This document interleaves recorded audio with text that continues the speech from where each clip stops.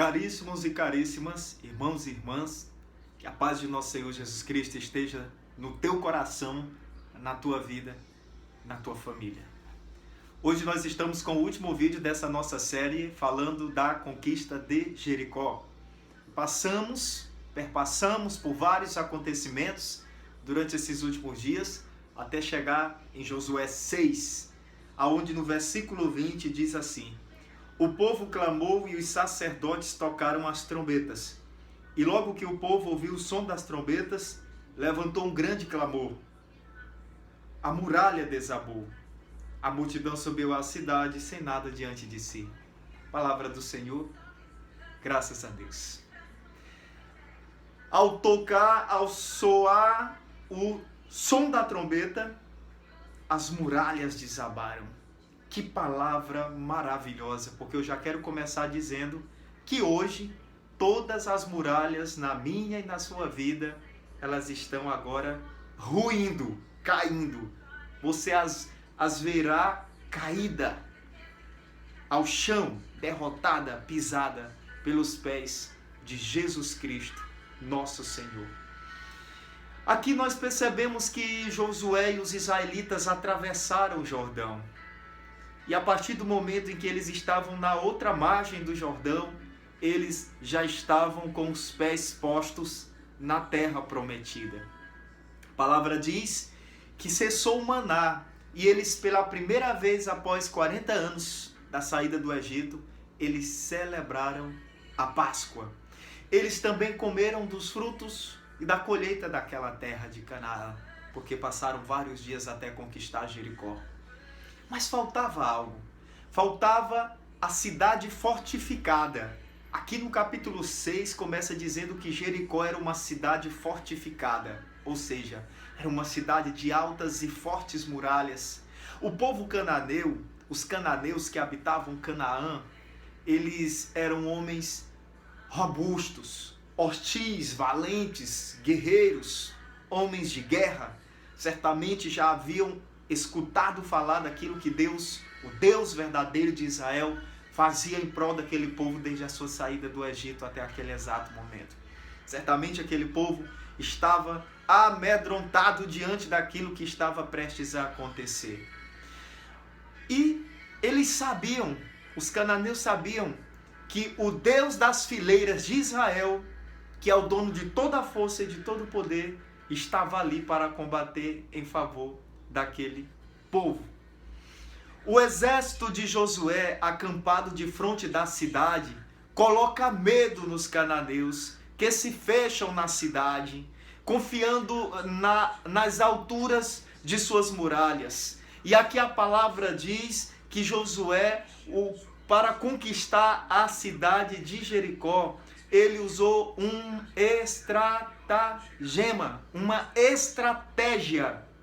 A estratégia de Josué consistia em cercar, em fazer um circuito à cidade. Por isso que se chama cerco de Jericó. Então esse circuito era um cerco ao redor das muralhas da cidade, em que o povo marchava com os sacerdotes e a arca da aliança. Os sacerdotes e a palavra diz que mais de 40 mil homens de guerra que estavam ali para derrubar as muralhas. O soberano Senhor do mundo, sem catapulta e sem máquinas de guerra, derrubou os muros de Jericó nos tempos de Josué. É o que escreve lá no segundo livro de Macabeus, capítulo 12, versículo 15. Ou seja, Josué e aqueles homens não usaram a força humana e nenhum tipo de atributo bélico, nenhum tipo de máquina ou instrumento de guerra.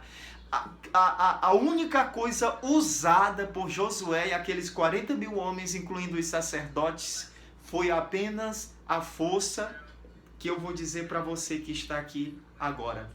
A primeira força que foi usada foi a força da penetração no objetivo que eles queriam alcançar.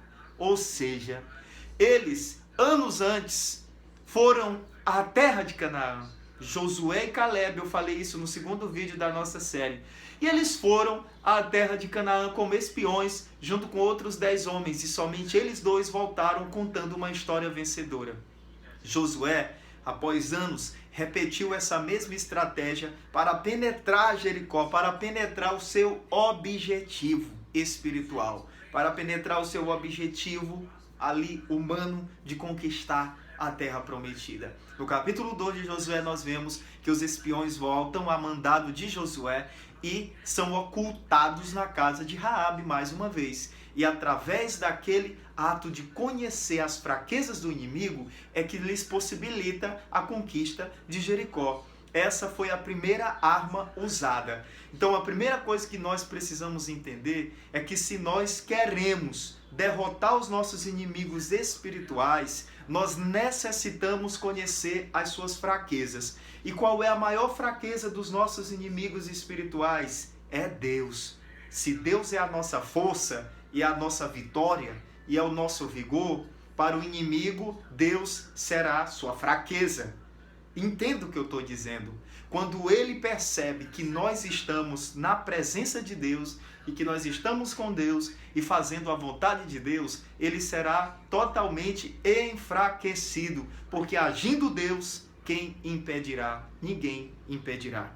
Segundo, a palavra diz que Josué organizou os pelotões de 40 mil homens e os sacerdotes com a Arca da Aliança.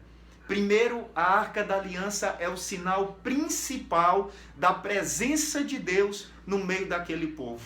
Não era uma presença apenas de um objeto material, era a presença de Deus. Deus, ele sempre se preocupou na história da salvação, tanto na primeira aliança quanto na segunda, em nos dar símbolos, em nos dar objetos para ter um significado de sua presença e gerando identidade no seu povo. É por isso que na Igreja Católica há muitas coisas que simbolizam, porque foi assim também no povo de Israel. A religião cristã é uma religião puramente espiritual, mas ela não é apenas uma religião que tem atributos abstratos da espiritualidade. Ela é uma religião que tem atributos concretos da espiritualidade. Então a presença da arca foi a presença de Deus, e a presença de Deus no meio daquele povo. Era Deus dizendo: eu estou com vocês. Enquanto a arca estava com Israel, Israel vencia. Quando a arca foi tirada de Israel, Israel perdia.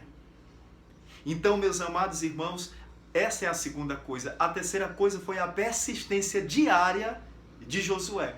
A palavra diz que durante 7 dias eles se levantavam cedo. Esse levantar-se cedo significa exatamente diligência. Não é apenas levantar-se cedo. Não é apenas levantar-se cedo, mas é ter uma coisa chamada diligência. É fazer aquilo que precisa ser feito naquele dia. Aquilo que você tem para fazer naquele dia não pode ser deixado para o dia seguinte, porque a cada dia você terá uma preocupação. E muita gente vive um acúmulo de preocupações, porque aquilo que era para fazer hoje foi deixado para amanhã. Então nós precisamos aprender com Josué. Para conquistar nossa Jericó, nós precisamos do dom da diligência, ou seja, colocar empenho naquilo que eu quero fazer hoje. Então você que está assistindo esse vídeo hoje, que bom que você não deixou esse vídeo para ser visto amanhã, porque amanhã você vai ter outra coisa para fazer. Então Josué e todo o povo se levantava cedo e montava o circuito e dava a volta na cidade, tocando as trombetas, batendo os tambores e dando brados de glória e de vitória. Durante 6 dias eles fizeram esse mesmo movimento. Somente no 7º dia é que eles fizeram diferente. Eles deram 7 voltas no 7º dia e somente no 7º dia é que eles deram um grito estarrecedor de milhares de vozes. Eu vou falar daqui a pouco sobre este grito. Quarto ponto. A intrepidez e coragem dos israelitas para tomar a cidade. Gente, nossa vida ela é permeada de desafios. E cada desafio precisa ser enfrentado com uma perspicácia e perseverança, porque as coisas não caem do céu da noite para o dia. Deus nos poupa da morte, mas da vida Deus não nos poupa. Ele quer que nós vivamos cada dia de uma vez e que nós consigamos a cada dia a sua graça. Então é um dia atrás do outro, é a perseverança. Eu sinto que Deus hoje está derramando sobre mim e sobre você a unção da perseverança para que nós possamos de fato perseverar naquilo que nós começamos. A maior dificuldade das pessoas nesse tempo é o de perseverar, é o de ser constante. E o Espírito Santo de Deus é o que nos torna constantes, é o que nos faz perseverar. Então eles tiveram perseverança e intrepidez, ou seja, coragem, perseverança. Eles ficaram ali 7 dias e ao 7º dia Deus derrubou aquelas muralhas. E por último, o testemunho de fé e coragem dos israelitas. Qual foi o testemunho? Foi aquilo que eu comecei a falar no início dessa nossa pregação. Não usaram nada. Não usaram nada, apenas o toque da trombeta, a perseverança. Usaram armas espirituais. Na Bíblia foi uma das pouquíssimas guerras dos israelitas que foi vencida sem usar nenhuma arma. Foi vencida usando apenas o poder da oração e do louvor. Então a fé em Deus, ela move montanhas e não só, ela derruba muralhas. E para encerrar, meus queridos, inclusive na carta aos Hebreus, no capítulo 10, no versículo 30, corrobora com isso que eu estou dizendo sobre a fé. Foi pela fé que os muros de Jericó desmoronaram, depois de se lhes haver dado volta durante 7 dias. Então, a fé dos israelitas, ela foi capaz de conquistar Jericó. E não só, tantas outras coisas foram conquistadas pelo poder da fé. Pelo poder da fé, Deus ele nos dá visão para a gente olhar longe, além das aparências, para que a gente possa saber que mesmo estando longe o milagre, mas eu vou chegar perto dele e eu vou alcançá-lo e eu vou me apropriar e vou experimentar da salvação. Todos os dias, Josué levantava-se cedo, punha-se em circuito, fazendo cerco em torno de Jericó. Eles tocavam seus instrumentos junto com a arca durante 7 dias. Foram 7 dias, 7 sacerdotes, 7 trombetas e 7 voltas no último dia. Na 7ª volta do 7º dia, Josué ordenou a todo o povo que gritasse. E todo o povo gritou e as muralhas desabaram, como eu li no versículo 20 do capítulo 6. Por que aparece tanto esse número 7 nessa palavra de Josué 6? Gente, antes de falar do número 7, eu só quero dizer para você uma seguinte coisa. Já pensou o som do grito estarrecedor de mais de 40 mil homens ao redor de uma cidade que era pequena? Gente, foi um pânico que foi tocado, um terror no coração dos cananeus e eles morreram de medo. E os israelitas entraram na terra, na Jericó. Eu falava disso, que o louvor, eu falei num dos vídeos passados que o louvor é que coloca medo no inimigo. Não tem novas estratégias, são estratégias velhas que Deus está renovando nesse dia. Quando se trata de vencer guerra, de expulsar demônio, de conquistar reinos espirituais, as ferramentas são as mesmas. Não mudou. Você não precisa buscar um coach, você não precisa buscar uma psicanálise, você não precisa buscar uma filosofia oriental e tantas outras coisas que as pessoas estão buscando como ferramentas novas do evangelho para vencer guerras. Não. Quando se trata de vencer guerras, você precisa buscar a oração, é o louvor. E aí aparece muitas vezes o número 7. Em Apocalipse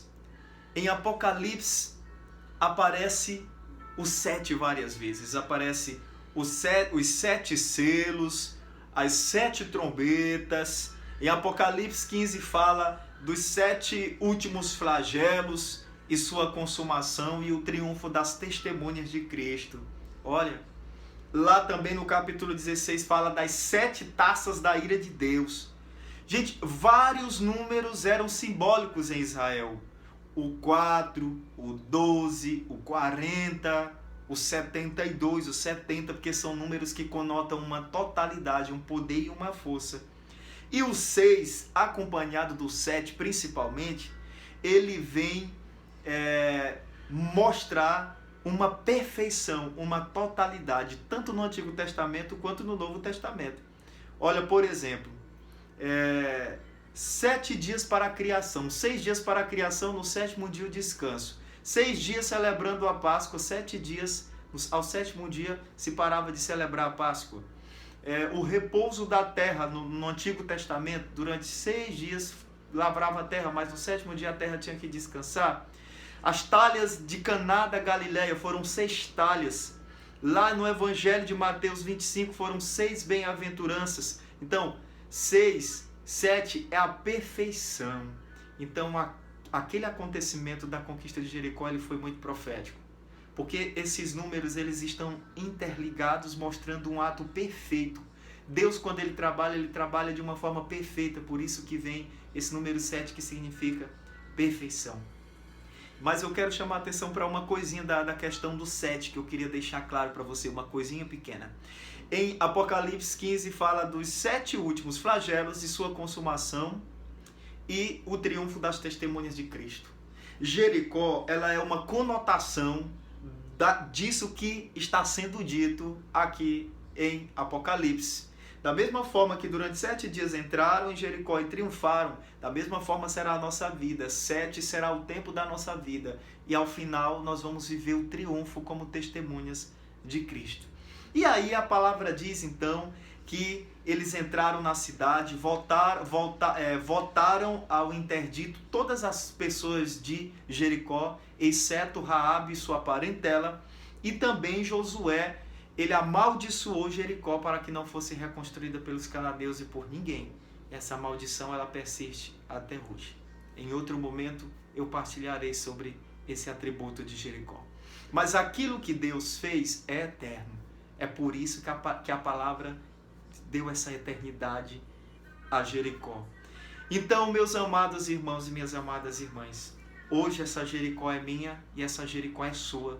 Nós já podemos colocar nossos pés nela e experimentar o mel e o leite que nela corre, que é um sentido de manancial de salvação, de alegria. Não é exatamente o leite e não é exatamente o mel da abelha, mas é a doçura da vitória, a doçura dos que são de Deus, a doçura e os frutos da prosperidade daqueles que são de Jesus Cristo. Bendito seja Deus, porque durante essa série de 7 vídeos, nós hoje, nesse 7º episódio, nós podemos perceber que nós somos um povo muito amado por Deus e que Deus está conosco em todos os momentos e não há nada, porque agindo Deus, quem impedirá? Não há nada maior do que a vontade de Deus na minha vida.